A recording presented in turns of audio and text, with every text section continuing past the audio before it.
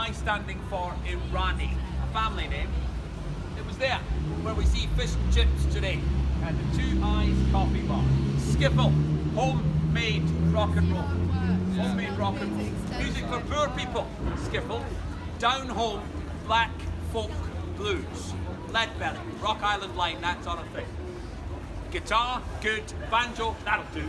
Anything out of the kitchen to make rhythm, a washboard, or make your own bass with a tea chest. Skiffle, homemade rock and roll.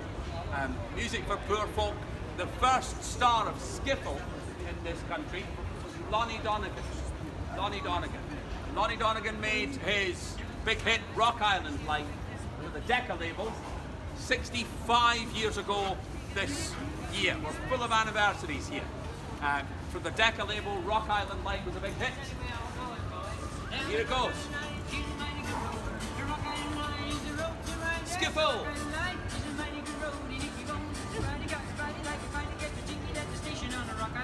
Now, I think that's a terrific sound, but if you had a skiffle band, the washboard was really loud, and if it covered up a lot of, mistakes.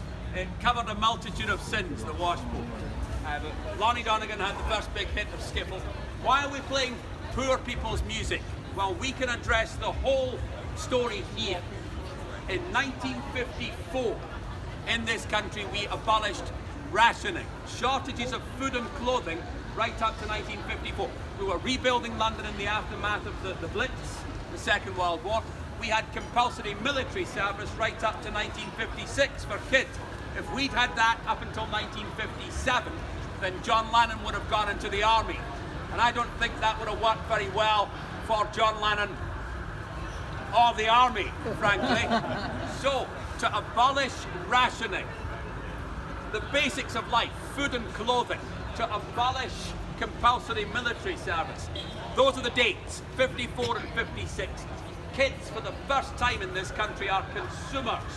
What are they consuming? Fashion and music. 54 and 56 are the years that make the period we are discussing swing, the 1960s. We began to make our own music here, skiffle.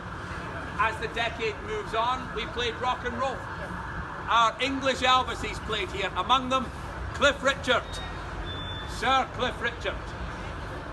The morally unimpeachable Sir Cliff Richard, thank you for asking. Also here, Tommy Steele. Tommy Steele played here, a Bermondsey boy from just down the road in South London. Singing the Blues was his big hit. The English rockers, the English Elvises.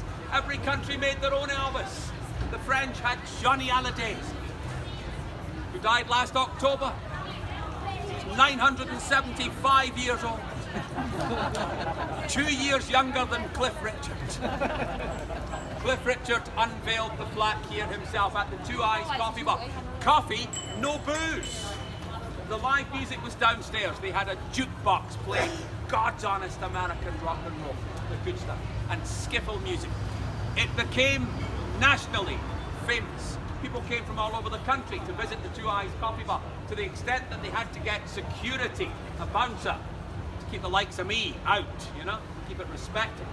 They got a big guy who'd been a wrestler. His name was Peter Grant. Peter Grant went on to become the manager of Led Zeppelin. Led Zeppelin's manager began his music business career at that door, keeping the likes of me out of the Two Eyes Coffee Bar. It closed in 1970. It's been a number of different restaurants since then. The Poppies guys took it over about 4 years ago. They've refurbished it, they've given it a sort of 50s makeover. It's a bit Disney 50s, but they've done it with great affection. The Poppies guys have been making fish and chips in London since Queen Elizabeth II was only Princess Elizabeth. So they know what they're doing. They've refurbished it in the 50s style. This is the birthplace of British rock and roll. This is where it begins for us, the British people. Any questions at this point, folks?